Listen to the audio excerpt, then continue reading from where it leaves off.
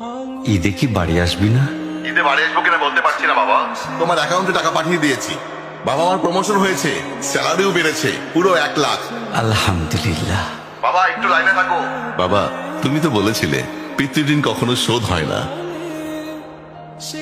তুমি 26 বছরে আমার পিছনে যত টাকা খরচ করেছো, তুমি কি জানো আগামী 5 বছরে সেই টাকা তোমায় ফিরিয়ে দিতে পারবো?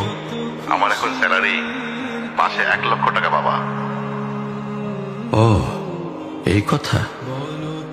তাহলে শোন, তোকে একটা গল্প বলি। বলো বাবা। তোর বয়স যখন 4, তখন আমার বেতন 3000 টাকা। 1200 টাকা ঘর ভাড়া দিয়ে 1800 টাকায় চলে সংসার।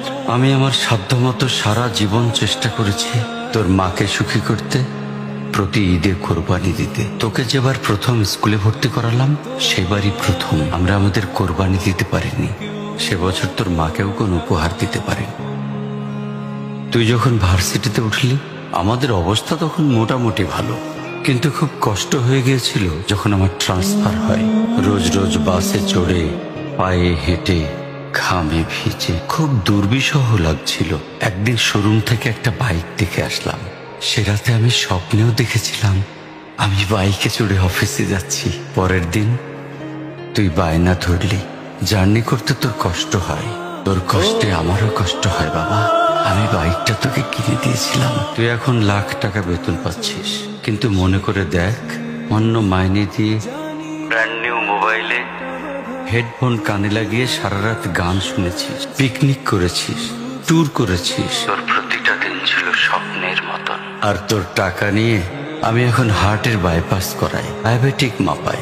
জানিস বাবা, ওর মাছ খাওয়া নিষেধ, মাংস খাওয়া নিষেধ। কি করে এত টাকা খরচ করি বল? তোর টাকা নিয়ে তাই আমি কল্পনার হাট বসাই।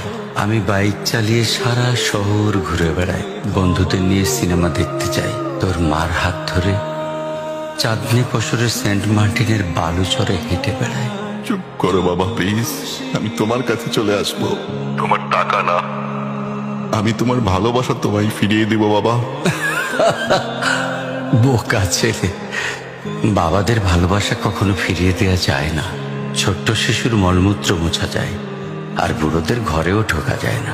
ওকে একটা প্রশ্ন করি বাবা, ধর তুই, আমি আর তোর খোকা তিনজন এক নৌকায় বসে আছি। হঠাৎ নৌকাটা ডুবতে শুরু করলো। যে কোনো একজনকে তুই বাঁচাতে পারবি, কাকে বাঁচাবি? থাক, উত্তর দিতে হবে না। ছেলেরা বাবা হয়, বাবারা কখনো ছেলে হতে পারে না। পৃথিবীতে সবচেয়ে ভারী জিনিস কি জানিস? পিতার কাঁধে পুত্রের লাশ। আমি শুধু জায়নামাজে বসে একটা জিনিস চাই, আমার কবরের ঘরটায় যেন আমি আমার ছেলের কাঁধে চড়ে যাই। তাহলেই তুই একটা ঋণ শোধ করতে পারবি, তোকে কোলে নেওয়ার ঋণ। বাবাদের ঋণ কোনোদিন শোধ করা যায় না।